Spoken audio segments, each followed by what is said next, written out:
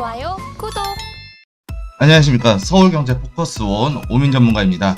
오늘 2024년 9월 24일 화요일이고요. 오늘 국내 시장 이야기 시작해 보도록 하겠습니다. 국내 시장 먼저 지수부터 한번 살펴보도록 할 텐데요. 코스피 지수 같은 경우에는 오늘 0.6% 상승을 했거든요.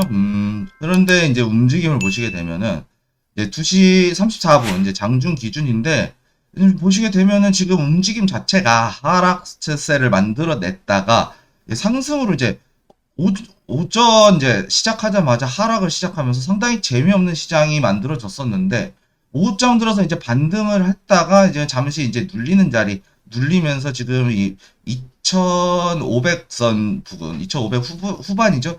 2600 초반 이 자리를 지금 소화하는 위치로 이제 보여집니다. 2500 후반에서 2600 초반 2610 정도 포인트 정도에서 소화를 해주는 구간을 이제 보여주고 있는데 종목 같은 경우에는 코스피 같은 경우에 상당수 대부분의 종목들이 이제 상승을 하면서 절반이 넘는 종목들이 상승을 했는데 외인들의 매도세는 여전히 이어지고 있습니다. 코스닥 시장도 마찬가지고요. 그런데 코스닥 시장 같은 경우에는 엄청난 상승이 나왔죠. 상승 종목이 하락 종목의 2배가 됩니다. 상승 종목이 1031 종목이고 하락이 539 종목인데 대략 한 2배 정도 이제 많은 상승률을 보여주었다라고 이제 말씀을 드릴 수 있겠고 그렇기 때문에 오늘 증시 이 개파락 부분 코스피 같은 경우에는 개파락한 부분을 충분히 이제 어느 정도 상승에 대한 부분으로 이제 마감을 해 주었고 그리고 코스닥 같은 경우에는 과대낙폭 구간을 이제 대부분 잡았어요. 그러면서 이제 코스닥이며 코스피며 박스권 형태의 장세가 이제 확실하게 좀 만들어지고 있는 움직임이 나타나고 있다라고 이제 말씀을 드릴 수 있겠고 이 자리를 어떻게 유지하느냐에 따라서 국내 증시가 방향성이 갈릴 수 있는 중요한 위치에 서 있다라고 말씀드리도록 하겠습니다. 오늘 국내 증시 주도 섹터를 좀 보시게 되면은 테마주 순환매 장세가 엄청나게 빠르게 나와주고 있는 모습이 보여주고 있습니다. 2차 전지, 오전에는 2차 전지가 좀 강력하게 나왔고, 그리고 반도체 장비, 그리고 증권형 토큰이라 불리는 STO, 사이버 보안 관련주, 딥페이크 성범죄와 관련된 사이버 보안주 등이 이렇게 강력한 상승세가 나와 주었는데, 오후에는 이제 태양광, 그리고 2차 전지, 탄소 중립과 관련된 부분, 그러니까 뭐 신재생 에너지도 이 중에 포함이 되겠죠. 그리고 밸류업 프로젝트와 관련된 밸류업 지수가 이제 공개가 됐거든요, 오늘. 근데 아직 이 시간까지는 발표가 나지 않았는데 이 부분도 잠시 후에 이제 한번 살펴보도록 할 거거든요. 그런데 이 지주사들이 이제 좀 강력하게 좀 증시를 주도하고 있는 흐름이 나타나고 있다라고 말씀드리도록 하겠습니다. 오늘 국내 증시 주요 이슈 살펴보시게 되면 KRX 한국증권거래소죠. 증권거래소에서 출시하는 코리아 밸류업 지수 과연 흥행할 수 있을까에 대한 부분 그리고 상승세를 이어나가는 이제 국내 증시인데 반도체가 되게 잠잠하고 있어요. 반도체가 어떻게 보면은 우리나라 국내 증시 지수를 이끌어 나가는 주요 산업군 중에 하나인데 이 부분이 잠잠하다라는 부분은 뭐랄까 좀 뭔가 안고 빠진 찐빵이란 말이 있죠. 이런 거를 좀 연상시킬 수 있지 않을까라고 이제 말씀드릴 수 있겠습니다. 이 내용 한번 살펴보도록 하겠습니다. 오늘 이제 한국 거래소에서 이제 KRX 코리아 밸류업 지수를 이제 발표가 나오게 되는데 아직까지는 나오진 않았어요. 그런데 이 지수가 과연 흥행할 수 있을까? 그리고 10월 달에는 ETF 출시까지 예정되어 있는데 이 지수에 포함되어 있는 종목이 흥행과 관련해서는 이 종목들이 상당히 편입되는 종목에 따라서 상당히 흥행이 갈릴 수 있을 것으로 예상이 된다라고 이제 말씀을 드리도록 할 텐데요. 예상 편입 종목을 한번 살펴보시게 되면은 은행과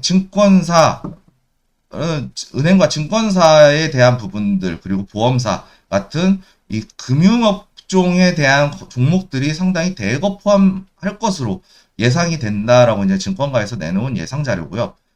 보시게 되면은 이제 은행, 메리츠 금융지주, 그리고 대신증권, NH 금융지주, 그리고 신한금융지주, 키움증권, 삼성증권 그리고 유안타증권 이런 부분들에서 이런 종목들이 지수에 편입될 것이다라고 이제 말씀드릴 수 있겠고, 보험사는 이제 삼성화재, 현대해상, DB손해보험, DB와 관련된 부분들이 이제 동부화재죠. 이제 동부화재, 뭐 DB금융지주 이런 식으로 해서 증권사에서는 이제 금융주가 대거 포함될 것이다라고 이제 예상을 하고 있어요. 그리고 이제 그 밖에 경기 관련 소비재, 소재, 산업재가 이제 관련된 종목들이 포함이 될 것으로 이제 예상이 되고 있는데, 이 종목들도 증권가에서 예상하고 있는 이 종목들을 이제 한번 살펴보시게 되면은요, LG생활건강, BGF 리테일, 기아, 현대차, 신세계, LG화학, LX인터내셔널, 일진전기 등이 이제 포함이 될 것이다라고 이제 예상을 하고 있어요. 그런 걸로 봤을 때 지금 증권가에서 예상하는 종목 편입들을 한번 살펴보시게 되면은, 대부분이 이제 금융사들이 좀 많이 차지하고 있어요. 그리고 LG생활건강, 그리고 BGF 리테일 같은 경우에는 진짜 유동성이 없는 종목이거든요. 그럼에도 불구하고 저평가되어 있는 종목들이에요.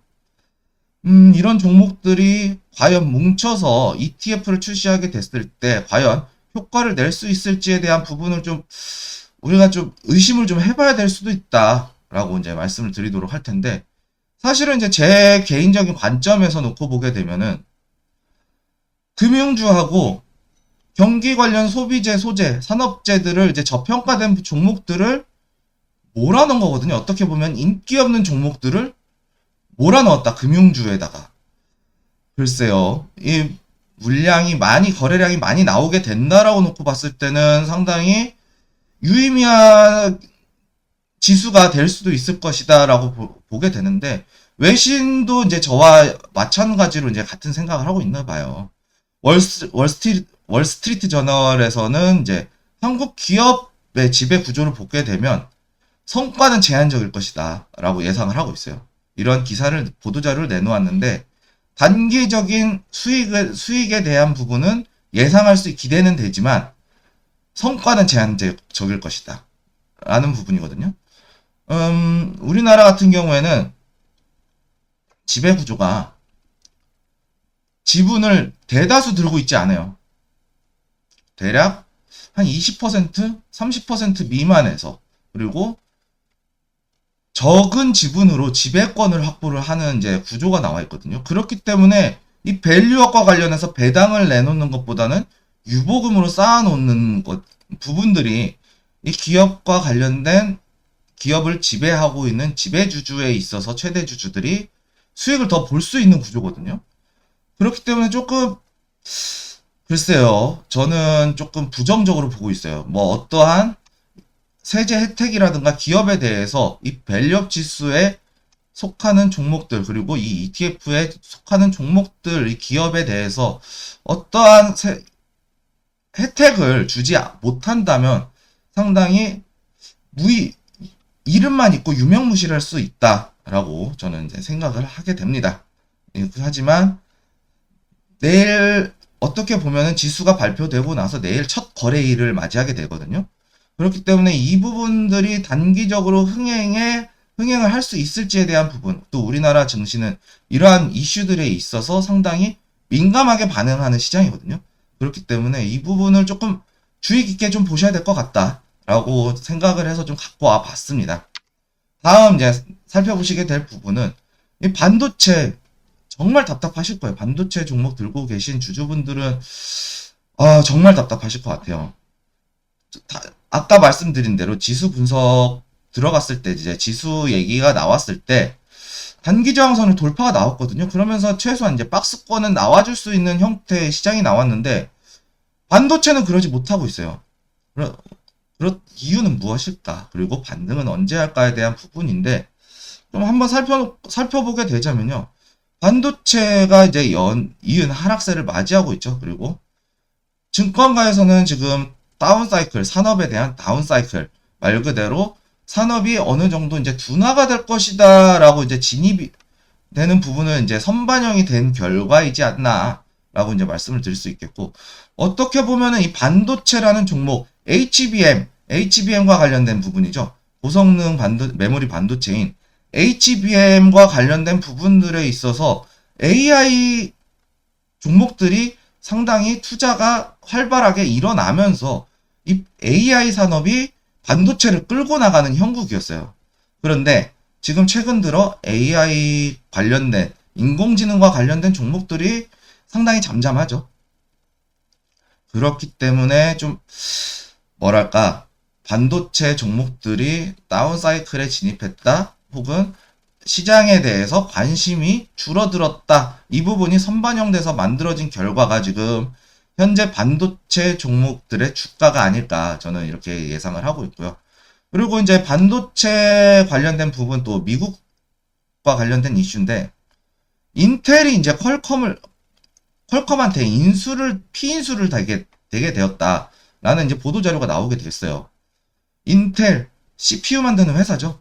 정말 컴퓨터 만들 때 중요한 부품을 만드는 CPU를 만드는 기업인데 퀄컴의 피인수가 된다라는 소식이 들려지면서 이 인텔이라는 기업이 무너지는 것이 아닌가, 혹은 인텔이 상당히 경영 악화를 겪고 있다. 이러한 부분들로 놓고 봤을 때 반도체에 관련된 부분들이 상당히 어렵다라고 이제 시장에서 예상을 하고 있다라고 이제 시장에서 예측을 하고 있기 때문에 이 부분에 대한 리스크도 상당히 이게 리스크라는 게 불확실성에 대한 리스크거든요. 경영의 인텔 반도체 산업에 대한 경영상 불확실성의 리스크다라고 이제 말씀을 드릴 수 있겠고, 한편 반면에 다른 시각에서 보는 이제 증권가에서는요, HBM이 공급이 과잉되었다라는 신호가 없다. 지금 엔비디아 HBM 이제 고성능 칩과 관련된 부분 매출 잘 나와주고 있고 영업이익률이 조금 이제 둔화가 됐어요. 마진율이 좀 둔화가 됐고 예상 실적은 좀 상승이 나왔지만 일단은 마진율이 줄어들었다라는 부분에서는 약간 이제 다운사이클 초반의 분위기다라고 이제 시장에서는 예상을 하고 있는 것 같아요. 그런데 여기서 추가적으로 더 잠잠했던 이유를 한 가지 더 꼽아보자면요. 이번 주 목요일 날 마이크론의 실적 발표가 예정되어 있습니다. 마이크론 어떻게 보면은 이제 반도체 산업에 대한 풍향계라고 하거든요. 바로미터라고도 하죠. 이 가이던스에 따라서 4분기 가이던스에 따라서 반도체 시장의 방향이 좀 갈릴 수 있다. 만약에 반도체가 상승이 나오게 된다라고 놓고 봤을 때 지금 현재 국내 시장 지수 같은 경우에는 엄청난 상승을 만들어낼 수 있지 않을까라고 예상할 수 있겠습니다. 그렇기 때문에 오늘 이후에 아마 내일까지는 좀 잠잠할 것 같고요. 목요일 날 반도체 마이크론 실적 발표 이후에 가이던스 발표 이후에 이 부분을 좀 주의 깊게 보시면서 반도체를 좀 대응해 나가야 되지 않을까라고 이제 말씀을 드리도록 하겠습니다. 오늘 미국 증시 주요 일정을 살펴보시게 되면은요. 22시에 그러니까 밤 10시죠. 밤 10시에 예정되어 있는 보험원 총재 보험원 총재가 연설이 있는데 보험원 총재 연설 상당히 좀 깊게 들여다봐야 될 것 같습니다. 보험원 총재 같은 경우에는 50bp 이나 25bp 이나 금리 인하의 빅컷에 반대했던 대표적인 매파 인사였기 때문에 이 매파 인사가 도대체 어떤 말을 하느냐에 따라서 증시에 있어서 상당히 증시에 이제 친화적인 약간의 비둘기적인 발언이 나오게 된다는 놓고 봤을 때 증시에 줄 수 있는 긍정적인 영향이 상당히 강력할 수 있다라고 이제 말씀드릴 수 있겠고, 주택 가격 지수가 나오고 있어요. 미국의 이제 인플레이션을 자극하는 부분이 어떻게 보면은 주거 비용이거든요. 이 주택 가격 지수가 상승을 하게 된다라고 봤을 때는 이 주거 관련 인플레이션들이 상당히 늘어날 수 있다. 그리고 미국의 서비스 관련 인플레이션들을 놓고 봤을 때 가장 많은 비중을 차지하는 것이 이 주택가격 지수이기 때문에 이 주택가격 지수 가볍게 한번 살펴봐도 좋을 것 같다라고 이제 말씀을 드릴 수 있겠고, 컨퍼런스 보드에서 발표하는 소비자 신뢰지수라는 게 있는데 이 신뢰지수 지금 이제 어떻게 보면은 경기 둔화에 대한, 특히 고용시장 냉각에 대한 부분들이 시장의 이제 불안함을 자극하고 있기 때문에 이 소비자 신뢰 지수 좋게 나오게 되면 좋게 해석이 될 수 있다. 이제 바뀌었죠. 과거에는 인플레이션이었다면 지금은 포커스가 막 바뀌었기 때문에 이 예측하는 시장에 대한 부분들을 우리가 좀 주의 깊게 놓고 봐야 된다라고 말씀드릴 수 있겠고, 2년물 국채 입찰이 어떻게 보면 단기물 관련해서 상당히 좀 인기 종목이기 때문에 좀 주의 깊게 보셔야 되는 2년물 미국채 입찰 결과에 따라서 증시가 또 상승 또는 하방에 대한 압박으로 작용할 수 있다 라고 이제 말씀드릴 수 있겠고요. M2 통화 공급량인데, 이 부분은 지난 이제 연준에서 금리 B컷을 하면서 50bp 인하를 했죠. 50bp 인하를 하면서 이 B컷 하지만 이 통화 물량은 줄여나가겠다. 그렇기 때문에 이 부분 통화 정책은 확실하게 늘리긴 하겠지만 통화 공급량 자체는 줄어들이겠다. 점점 회수를 해 나가겠다. 지금 시장에 뿌려져 있는 통화가 너무 많다. 화폐가 너무 많기 때문에 양적 긴축은 계속할 것이다라고 이제 발언을 했었거든요. 이 양적 긴축에 대한 부분을 얼마만큼 소화가 되고 있는지에 대한 부분도 우리가 가볍게 살펴보시면 좋을 것 같아서 이렇게 주요 일정에 넣어봤습니다. 내일 시황 전략까지 말씀드리자면, 일단은 KRX 코리아 밸류업 지수가 증시를 과연 견인할까에 대한 부분들을 우리가 좀 주의 깊게 보셔야 될 것 같다라고 말씀을 드릴 수 있겠습니다. 오늘 시장 같은 경우에는 코스피 단기 저항 돌파 나왔고, 코스닥 낙폭 과대를 회복하면서 상승에 대한 예상이 가능한 위치에까지 올라와 있는 상황이기 때문에 8월에 단기 박스권 상단 돌파했을 경우에는 엄청난 상승세를 만들어낼 수 있는 중요한 위치에 있다라고 말씀을 드릴 수 있겠지만, 여전히 주도주가 없는 시장입니다. 그리고 테마주에 대한 한정적인 상승. 계속해서 어제 갔던 종목이 내일 잠시 조정받았다가 다른 섹터가 올라갔다가 또 이 종목이 올라가요. 오늘 같은 경우에는 STO, 증권형 토큰, 그리고 오늘 이제 사이버 보안 관련된 이 딥페이크 성범죄와 관련된 사이버 보안주들이 이제 상승이 나왔거든요. 이 섹터들이 계속해서 돌고 있어요. 그렇기 때문에 지금 주도주가 없는, 딱히 주도주라고 할 수 있는 상황이 없기 때문에 내일 코리아 밸류업 지수 편입 종목 지수가 오늘 발표가 나오고 편입 종목이 발표가 될 텐데, 내일 이제 첫 거래가 시작이 되거든요. 이 이후에. 그렇기 때문에 주도주가 없는 시장에서 주도주의 역할을 하게 되면 견인 역할을 할 수도 있다라고 이제 말씀을 드릴 수 있겠고, 다만 이제 반대적인 시각으로 놓고 봤을 때는 밸류업 지수 편입 종목이 금융주 대거 포진이 되어 있고, 일부 저평가된 인기가 없는 종목들 위주로 편입이 되어 있기 때문에 한편으로는 메리트가 없을 수 있다.